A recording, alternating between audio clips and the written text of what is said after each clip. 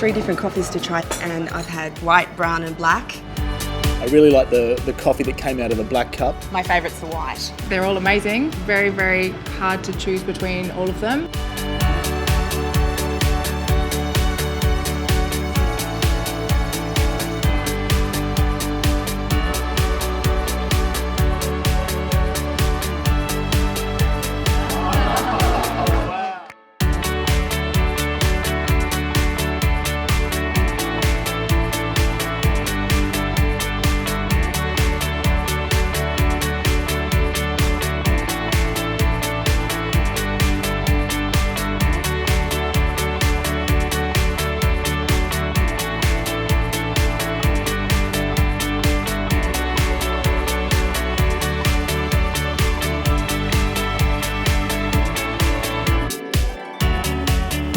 I wouldn't have expected this to have been made from a Breville machine. It tastes like a professional cup of coffee.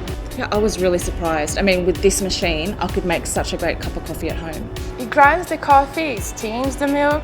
Too easy.